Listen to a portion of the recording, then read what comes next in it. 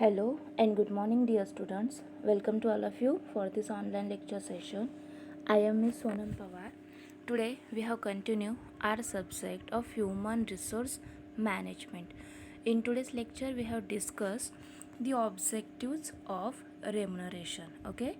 In today's lecture, we have discussed the objectives of remuneration. आज आपण या लेक्चरमध्ये रेम्युनरेशन एम्प्लॉईजना का दिले पाहिजे, त्याची उद्दिष्टे कोणती आहेत ते डिस्कस करणार आहोत.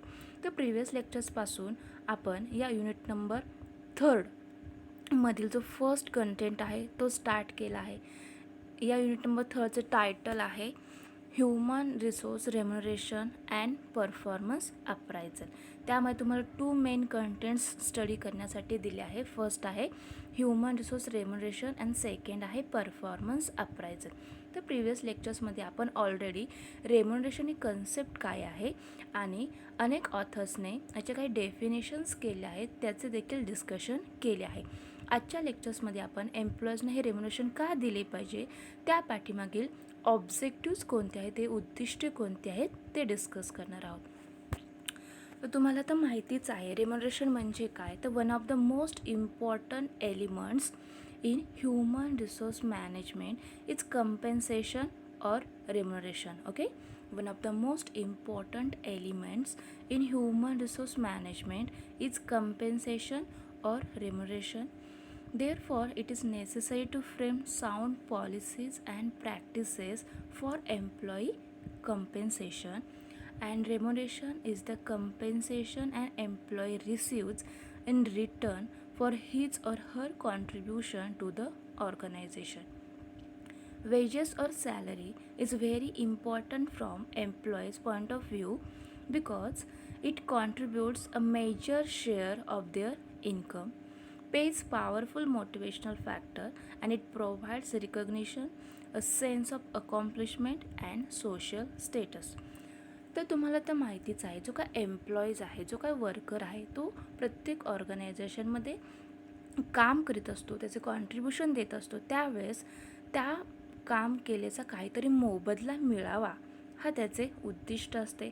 मग यासाठी जी काही ऑर्गनायझेशन आहे त्याला त्याचे जे काही कंपेन्सेशन आहे, त्याचे काही रेम्युनरेशन आहे, त्याची सॅलरी आणि वेजेस यांच्या स्वरूपात देत असते. आणि हे जी काही त्याची सॅलरी आहे हा प्रत्येक एम्प्लॉईच्या जीवनामधील अत्यंत इम्पॉर्टंट असा फॅक्टर आहे.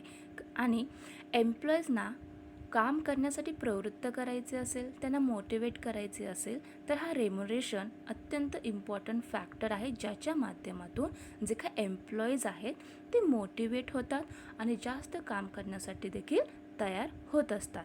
त्याचबरोबर it provides recognition, a sense of accomplishment and social status.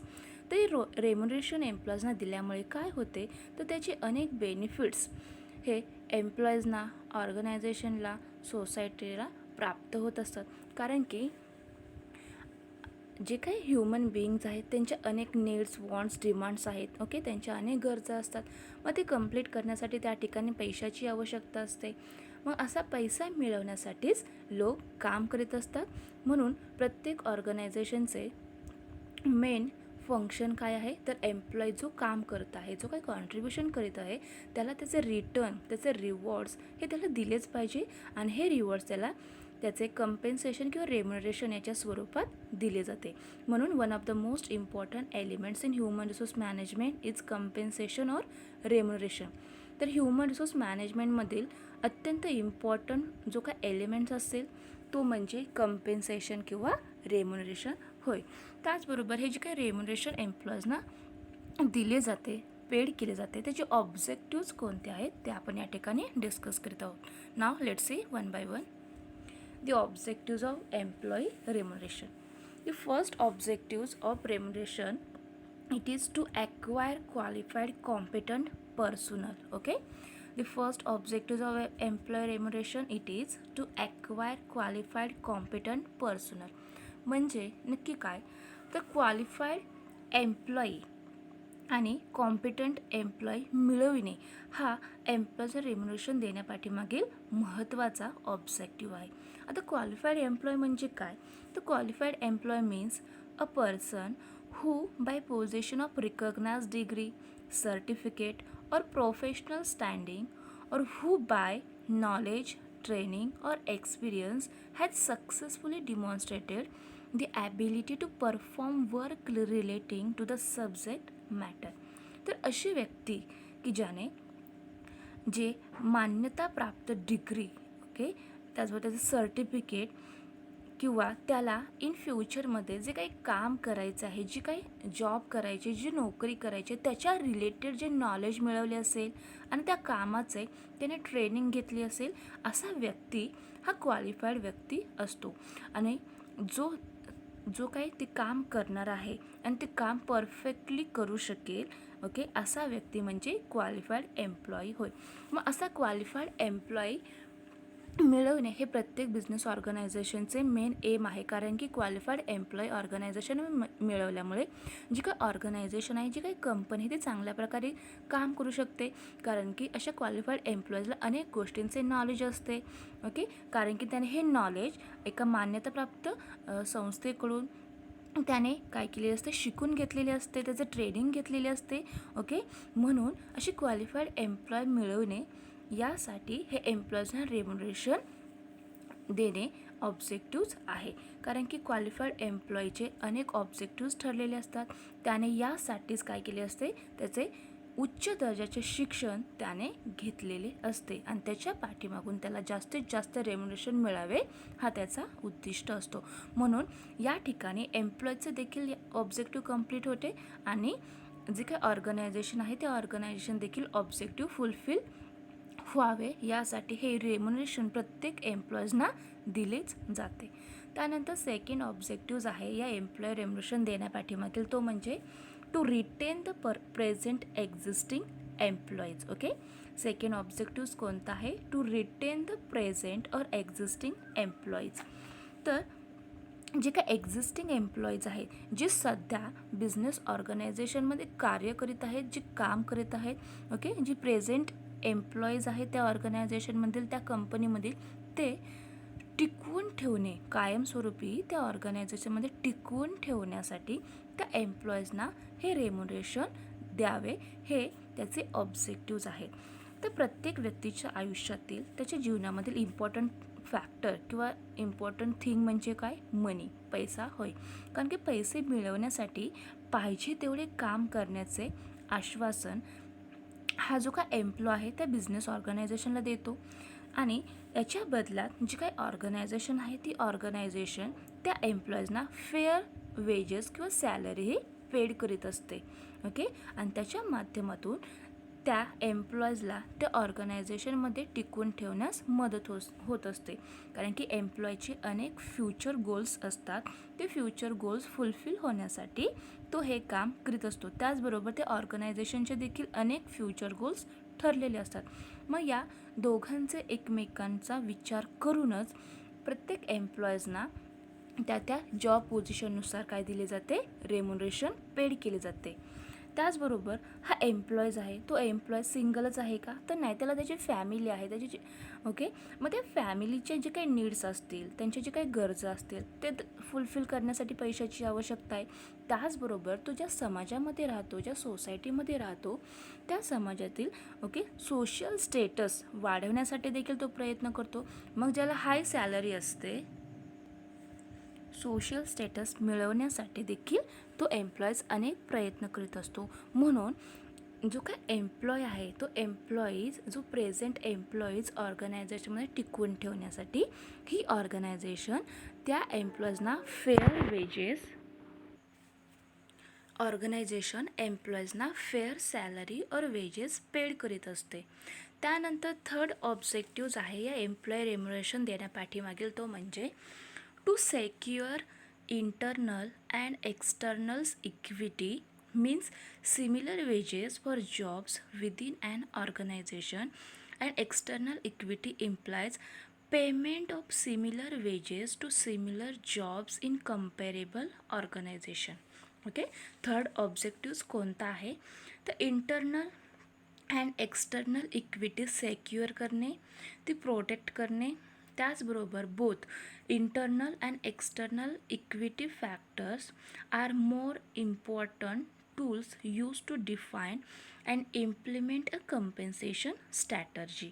जे काय एम्प्लॉईजना रेम्युनरेशन दिले जाते, जे कंपेन्सेशन दिले जाते, त्याची जी काही स्ट्रॅटर्जी आहे ती योग्य त्या प्रकारे इम्प्लिमेंट करण्यासाठी ओके या इंटरनल आणि एक्सटर्नल इक्विटी फॅक्टरची हेल्प त्या ठिकाणी होत असते.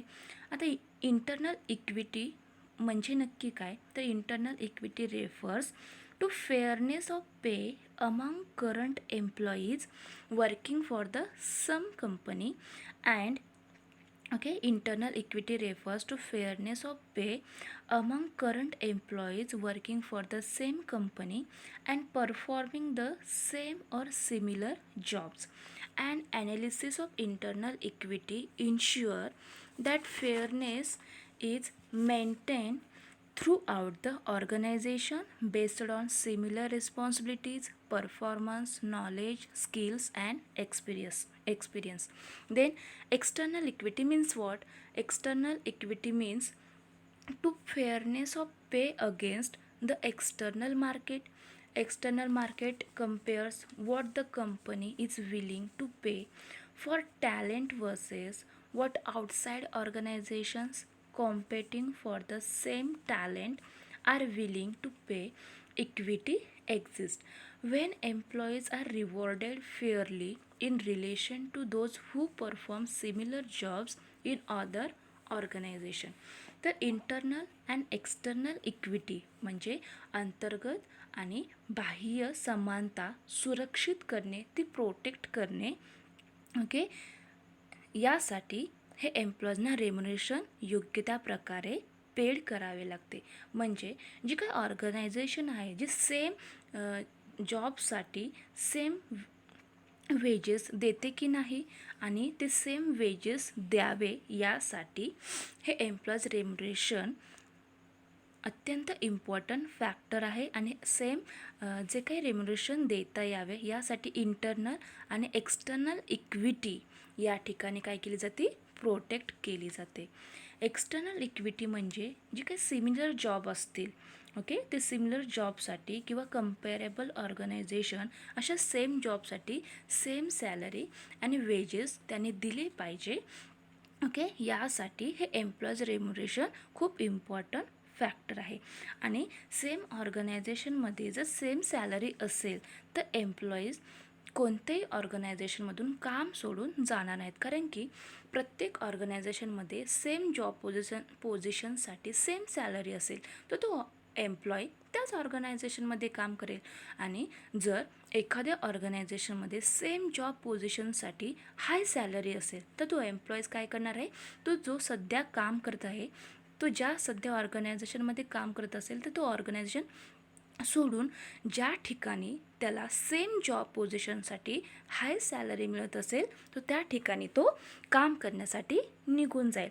म्हणून इंटरनल आणि एक्सटर्नल इक्विटी टिकवून ठेवण्यासाठी, ती प्रोटेक्ट करण्यासाठी हे एम्प्लॉईजना रेम्युनरेशन फेअरली पेड करावे, हा एम्प्लॉईज रेम्युनरेशन देण्यापाठीमागील आणखीन एक महत्त्वाचा ऑब्जेक्टिव्ह आहे.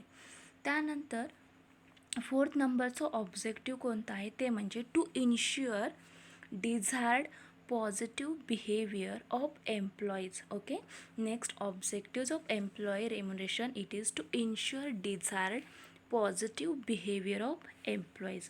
तर जे काही एम्प्लॉईज आहेत, जे वर्कर्स आहेत, त्यांचे पॉझिटिव्ह म्हणजे सकारात्मक असे त्यांचे जे काही बिहेवियर आहे, त्यांचे डिझायर्ड बिहेवियर आहे ते इन्श्युअर करणे, ते सुनिश्चित करणे हे एम्प्लॉईज रेम्युनरेशन देण्यापाठीमागील आणखीन एक महत्त्वाचा असा इम्पॉर्टंट ऑब्जेक्टिव्ह आहे.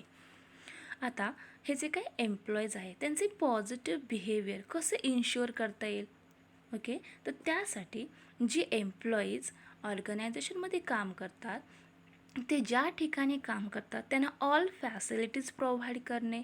कारण की जर त्यांना सर्व फॅसिलिटीज मिळत असतील तर त्यांचा पॉझिटिव्ह ॲटिट्यूड त्या ठिकाणी तयार होतो. त्याचबरोबर त्यांना जे काही रेम्युनरेशन दिले जाते, जे काही सॅलरी पेड केली जाते ती सॅलरी ओके फेअर पद्धतीने ओके त्या ठिकाणी पेड केली पाहिजे. फेअर रेम्युनरेशन पद्धतीने ती सॅलरी किंवा ती वेजेस त्या एम्प्लॉईजना देणे आवश्यक आहे. मग असे रेम्युनरेशन किंवा कंपेन्सेशन त्या एम्प्लॉईजना देताना जे काही मेथड्स आहेत त्यामध्ये टाईम रेट मेथड किंवा पीस रेट मेथड या दोन्हींचा वापर करून त्यांना योग्य त्या पद्धतीने त्यांची सॅलरी हे पेड करावी. तरच त्या जे काय एम्प्लॉईज आहेत त्यांचा पॉझिटिव्ह बिहेवियर त्या ठिकाणी तयार होऊ शकतो, तो क्रिएट होऊ शकतो. आणि जो काही वर्कलोड त्या एम्प्लॉईजना डिस्ट्रीब्यूट केलेला असतो तर तो योग्य त्या पद्धतीने डिस्ट्रीब्यूट करणे आवश्यक आहे. एखाद्याला जास्त काम, एखाद्याला कमी काम असे न होता प्रत्येकाला प्रत्येक जॉब पोझिशननुसार योग्य त्या पद्धतीने त्यांचे वर्कलोड हे डिस्ट्रीब्यूट केले पाहिजे. आणि त्याचबरोबर त्या एम्प्लॉयचे अनेक प्रॉब्लेम्स असतात, त्यांच्या अनेक समस्या असतात, ते टाईम टू टाईम सॉल्व करण्यासाठी देखील या ऑर्गनायझेशनने त्या एम्प्लॉयची हेल्प केली पाहिजे, त्याची प्रॉब्लेम समजावून घेतली पाहिजे. त्याचबरोबर त्या एम्प्लॉईजला जर काही कारणास्तव त्याला इन ॲडव्हान्समध्ये सॅलरी हवी असतील तर ती सॅलरी देखील त्या एम्प्लॉईजना देण्यासाठी ते ऑर्गनायझेशन काही प्लॅन्स ठरवले पाहिजे. ओके, कारण की सिच्युएशन कोणतेही असो, ओके, जर त्याला काही कारणास्तव पैशाची आवश्यकता असेल मग त्याला असे त्याची जी काही गरज आहे ती गरज भागवण्यासाठी त्याला हेल्प करण्यासाठी प्रत्येक ऑर्गनायझेशनने एम्प्लॉईजना मदत केली पाहिजे. तरच त्या एम्प्लॉईचा पॉझिटिव्ह बिहेवियर त्या ठिकाणी तयार होऊ शकतो. म्हणून एम्प्लॉईचा पॉझिटिव्ह बिहेवियर तयार होण्यासाठी त्याचे जे काही प्रॉब्लेम्स असतील ते सॉल्व करण्यासाठी त्या ऑर्गनायझेशनने मदत करावी. जे काय एम्प्लॉईज आहे त्या एम्प्लॉईजना फेअर पद्धतीने रेम्युनरेशन पेड करावे. असे रेम्युनरेशन पेड करताना जे काही रेम्युनरेशनमधील मेथड्स आहेत त्या मेथड्सचा वापर करावा, जेणेकरून त्या एम्प्लॉयचे पॉझिटिव्ह बिहेवियर त्या ठिकाणी तयार होऊ शकेल. त्यानंतर नेक्स्ट ऑब्जेक्टिव्ह आहे तो to enhance employee morale and motivation. Okay, to enhance employee morale and motivation. जे काही एम्प्लॉईज आहेत त्या एम्प्लॉईचे मोरल निश्चित करून त्यांना मोटिवेट करणे हा देखील रेम्युनरेशन त्या एम्प्लॉईजना देण्यापाठीमागील आणखीन एक महत्त्वाचा ऑब्जेक्टिव्ह आहे. आता employee morale means what? So employee morale means is an overall positive attitude that manifests in every aspect of a worker's performance and create a healthy work environment, acknowledge and appreciate employees, show care to employees, give some power to employees, then building employees self-esteem, recognizing and rewarding employees. Okay, तर moral आणि motivation हे 2 factors अत्यंत important आहे. Moral म्हणजे काय? तर employee morale means is an overall positive attitude that manifest in every aspect of a worker's performance. तर जे काही एम्प्लॉईज काम करतात, ओके, त्यांचा जो काही परफॉर्मन्स आहे तो योग्य त्या प्रकारे त्यांनी त्यांचे काम करावे. यासाठी त्या ऑर्गनायझेशनमध्ये जे एम्प्लॉईज काम करतात त्यांचं पॉझिटिव्ह ॲटिट्यूड तयार होणे आवश्यक आहे. त्यांचं जे काही मोरल आहे, त्यांची जी काही नीतिमत्ता आहे त्यांनी व्यवस्थितपणे त्या ठिकाणी बिहेव केला पाहिजे. त्याचबरोबर त्यांना त्या एम्प्लॉईजना जर मोटिवेट करायची असेल तर मोटिवेट करण्यामधील अत्यंत इम्पॉर्टंट फॅक्टर म्हणजे रेम्युनरेशन. ओके, त्यांना जे काही त्यांच्या कामाचा मोबदला पेड केला जातो ते रेम्युनरेशन अत्यंत इम्पॉर्टंट फॅक्टर आहे. कारण की प्रत्येक एम्प्लॉई काहीतरी रिटर्न्स मिळवण्यासाठी त्याचे कॉन्ट्रीब्युशन ऑर्गनायझेशनसाठी देत असतो, त्या ठिकाणी काम करीत असतो. म्हणून असे रिवॉर्ड्स मिळवण्यासाठी जास्तीत जास्त रिवॉर्ड्स मिळवण्यासाठी तो पाहिजे तेवढे काम करण्यास तयार असतो. त्याचबरोबर तो जो काही एम्प्लॉई ज्या ठिकाणी काम करतो त्या ठिकाणी हेल्थी वर्क एन्व्हायरमेंट क्रिएट करणे हे देखील इम्पॉर्टंट आहे. त्याचबरोबर शो केअर टू एम्प्लॉईज. जी काही ऑर्गनायझेशन आहे ती ऑर्गनायझेशन त्या एम्प्लॉईची किती केअर करते, किती काळजी करते हे देखील ते ऑर्गनायझेशन दाखवून दिले पाहिजे. त्यामधून त्या एम्प्लॉईचे मोरल इन्क्रीज होण्यास मदत होत असते. त्याचबरोबर एम्प्लॉईज जेव्हा काम करत असतो तेव्हा त्या ऑर्गनायझेशन जेव्हा काम करतो त्यावेळेस त्याला काही पॉवर त्या एम्प्लॉईजना दिली पाहिजे आणि त्याचं सेल्फ इस्टीम वाढवण्यासाठी ते बिल्ड करण्यासाठी देखील ऑर्गनायझेशनने मदत केली तर निश्चितच जे काही एम्प्लॉईज आहे त्यांची मॉरल इन्क्रीज होण्यासाठी मदत होणार आहे आणि ती एम्प्लॉईज काय होणार आहे काम करण्यासाठी तयार होतील. कारण की त्यांच्याकडे जर काही प्रमाणात पॉवर असेल, त्यांचे सेल्फ इस्टीम हे जास्त प्रमाणात बिल्ड झाले असेल, त्यांना हेल्थी एन्व्हायरमेंट प्रोव्हाइड केली असेल तर तो एम्प्लॉईज त्या ठिकाणी त्या ऑर्गनायझेशनमध्ये काम करण्यासाठी तयार होतो आणि आपोआप तो त्या ठिकाणी मोटिवेट होऊन चांगल्या प्रकारे परफॉर्मन्स देण्यास प्रयत्न करीत असतो. म्हणून असे एम्प्लॉयचे मोरल आणि मोटिवेशन इन्हान्स करण्यासाठी ती वाढवण्यासाठी असे एम्प्लॉयजना रेम्युनरेशन दिले पाहिजे हा त्या पाठीमागील आणखीन एक महत्त्वाचा ऑब्जेक्टिव्ह आहे. त्यानंतर ऑब्जेक्टिव्ह आहे तो to keep control on labour and administrative cost. Okay, to keep control on labour and administrative cost. तर लेबर आणि ॲडमिनिस्ट्रेटिव्ह कॉस्ट कंट्रोल करणे, ते जे काही खर्च केले जातात त्या खर्चावरती नियंत्रण ठेवणे हा एम्प्लॉईजना रेम्युनरेशन देण्यापाठीमागील अत्यंत महत्त्वाचा इम्पॉर्टंट पार्ट आहे. कारण की लेबर कॉस्ट म्हणजे काय, तर labour cost means the cost of labour is the amount of all salaries paid to the workers as well as the employee benefits and payroll taxes charge by an employ. जे employees आहेत ते एम्प्लॉईजना ऑर्गनायझेशनमध्ये घेण्यासाठी recruitment process करावी लागते, त्यासाठी खर्च करावा लागतो. त्याचबरोबर जो काही एम्प्लॉईज ऑर्गनायझेशनमध्ये घेतला आहे त्याला त्या कामाचे ट्रेनिंग द्यावे लागते, मग ट्रेनिंग प्रोग्राम्स ऑर्गनाईज करावे लागतात. त्यानंतर तो जे काही काम करतो, जो कॉन्ट्रीब्युशन ऑर्गनायझेशनसाठी देतो, मग ते फेअर पद्धतीने त्याला रेम्युनरेशन द्यावे लागते. मग असे रिवॉर्ड्स देण्यासाठी, त्याला वेगवेगळे फॅसिलिटीज प्रोव्हाइड करण्यासाठी, त्याला अलाउन्सेस देण्यासाठी लेबर कॉस्ट त्या ठिकाणी इन्क्रीज होत असतो.